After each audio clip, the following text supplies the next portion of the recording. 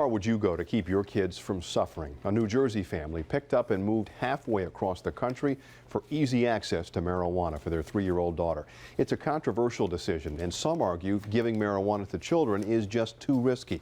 But this family says it has turned their lives around. Fox 29's Chris O'Connell traveled to Colorado, and he has their story.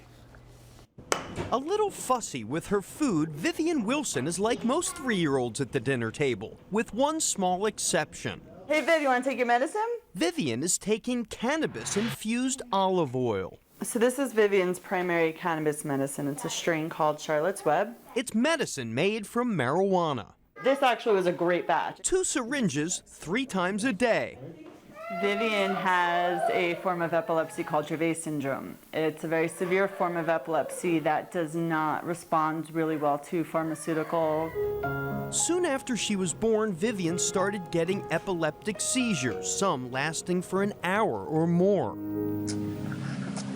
Vivian is really sensitive to light and patterns and textures. Vivian always had an eye patch on, from the moment she woke up until the moment she went to bed at night. The pain was overwhelming, lots of tests, doctors, and heavy narcotics, but nothing seemed to ease her pain. We found out very quickly, early on in Vivian's life, that the pharmaceuticals were failing her and we needed a plan B. Her seizures got worse.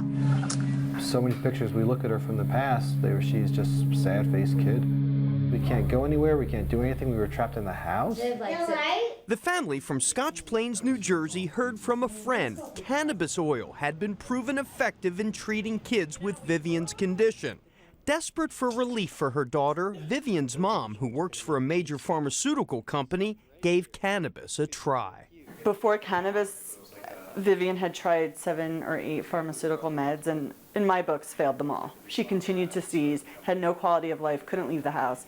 In my eyes, that's a failure. Guess what, sir? Brian Wilson made national news after confronting New Jersey Governor Chris Christie, urging him to ease the state's rules on medical marijuana for kids, telling Christie, "Don't let my daughter die." Please don't let my daughter die, Governor. Christie ended up signing the bill, and Vivian was finally able to get one of these, a New Jersey medical marijuana card. She's the youngest in the state to have one, but because growers were still months away from producing this cannabis oil, the Wilsons left New Jersey, moved 1,700 miles away to Denver, Colorado.